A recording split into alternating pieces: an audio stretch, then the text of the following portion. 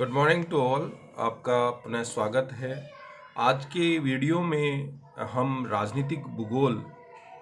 के अंतर्गत जो उपागम हैं, जो अप्रोचेस हैं, उनके डेवलपमेंट के ऊपर हम चर्चा करेंगे।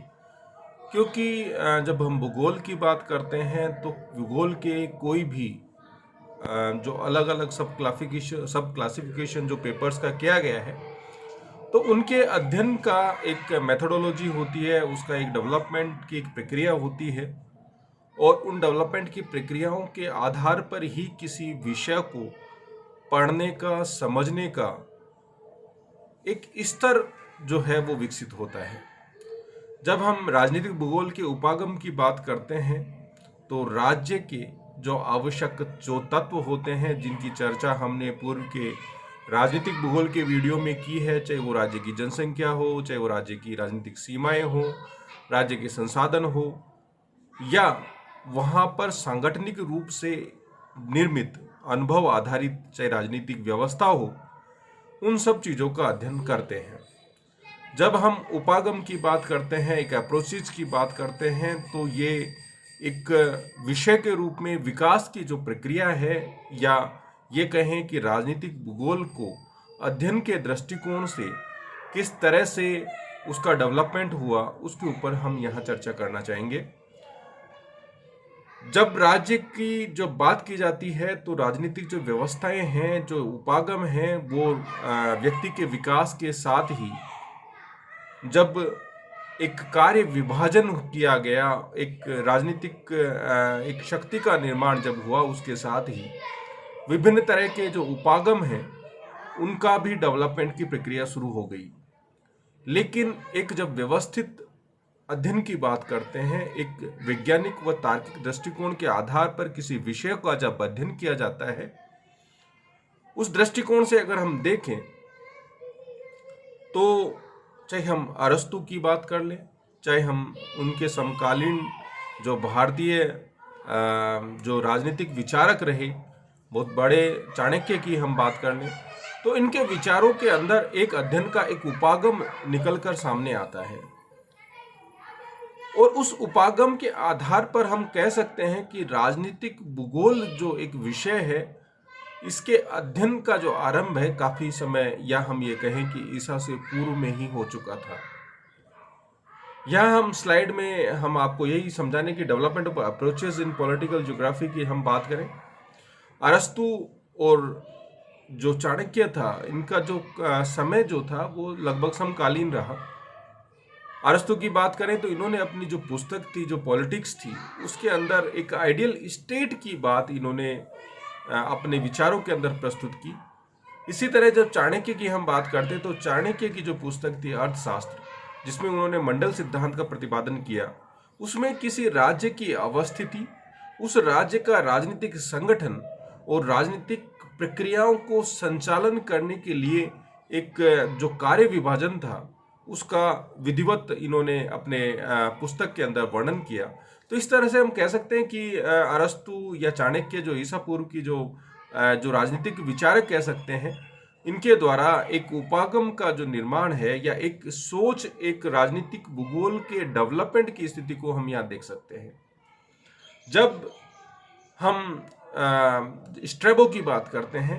तो स्ट्रैबो की जो पुस्तक थी ज्योग्राफी,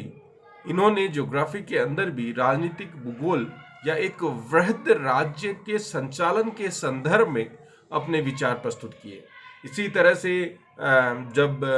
330 से 12वीं शताब्दी के मध्य में जब यूरोपियन जो डेवलपमेंट था भूगोल का, या किसी भी एक वैज्ञानिक दृष्टिकोण की बात करें, तो वहाँ जब अंधकार या डार्क एज की हम बात करते हैं 3वीं से 12वीं शताब्दी की, तो वो उसके बाद जो डेवलपमेंट जो हुआ वो मिडिल ईस्ट एशिया की बात करें, या अरेबियन जो ज्योग्राफर थे उनके द्वारा एक उभर के सामने आया। तो उसमें सबसे महत्वपूर्ण जो योगदान जो 14वीं शताब्दी या 13वीं शताब्दी की जब इनका टाइम पीरियड था इब्न खालदून का, तो उन्होंने अपनी पुस्तक जो जिसका नाम मुकद्दम था, उसके अंदर इन्होंने जो एक घुमक्कड़ जातियां और एक स्थायी जीवन जीने वाली जातियों के मध्य संघर्ष और उनके जो एक राजनीतिक निर्णय लेने की जो क्षमताएं थी, उनके ऊपर इन्होंने अपने विचार प्रस्तुत किए। इसी तरह से अगर हम बात करें जिन बौद्धिन की बात करें, एक प्रमुख राजनीतिक विचारक थे और इन्होंने एक राजनीति और पर्यावरण के अंदर जो एक संबंध होता है उसको स्थापित करने का इन्होंने प्रयास किया। इनकी जो पुस्तक थी सिक्स लेवरेज डी ला रिपब्लिक, ये इसमें इन्होंने ये बताया कि किसी भी जलवायु की जो दशाएं होती हैं वो किसी क्षेत्र की राजनीतिक व्यवस्थाओं का या वहां पर निवास करने वाले लोगों के निर्णय लेने की क्षमताओं को प्रभावित करती हैं। और इन्होंने अपनी पुस्तक में ये बताया कि जो एशिया के जो लोग होते हैं वो कम साहसी होते हैं, या हम ये कहें कि वो अधीनता को स्वीकार कर लेते हैं, जबकि जब ये एक तरह से टेम्परेट जोन की बात करते हैं या ये इवन जब ये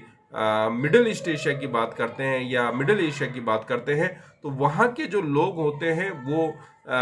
उनमें निर्णय लेने की जो क्षमताएं होती हैं वो अन्य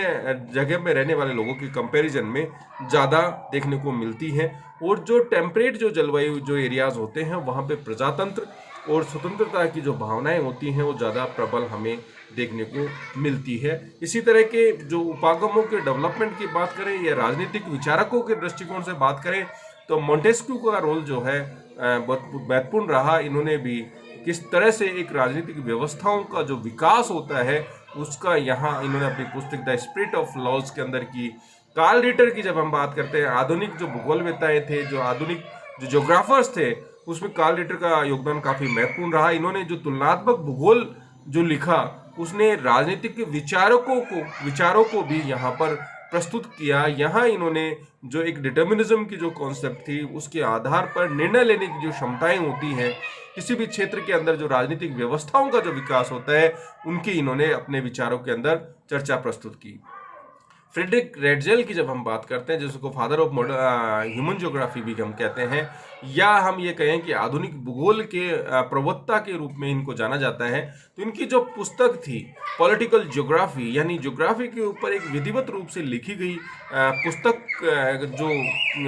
लिखी गई वो फ्रेडरिक रेडजेल के द्वारा लिखी गई। और इनके ऊपर जो एक डिटर्मिनिज्म का प्रभाव रहा, साथ ही इसके टाइम पीरियड के अंदर जो डार्विन का जो सिद्धांत आया, द ओरिजिन ऑफ स्पीसीज की बात करें, जहां उन्होंने डार्विन ने सर्वाइवल ऑफ द फिटेस्ट की अवधारणाएं दी, उन अवधारणाओं को इन्होंने न केवल भूगोल में या राजनीतिक दृष्टिकोण से उसका इन्होंने यहाँ एक उपागम के रूप में, एक अप्रोच के रूप में, एक स्ट्रेटजी के रूप में इन्होंने उसको अपनाया। और इनके द्वारा अपने पॉलिटिकल ज्योग्राफी के अंदर जो लिविंग स्पेस की जो बात की, जिसको उन्होंने लेबेंस्ट्रम के नाम दिया, यानी जीने के लिए स्थान की आवश्यकता होती है, यानी राज्य को इन्होंने एक जीव से तुलना की रेडजेल ने। और इन्होंने कहा कि राज्य के अस्तित्व के लिए, राज्य के विकास के लिए विस्तार की जो प्रवृत्ति होती है वो बहुत आवश्यक होती है, क्योंकि संसाधनों के बिना एक राष्ट्र विकास नहीं कर सकता और संसाधनों के लिए अपने अधिकार क्षेत्र को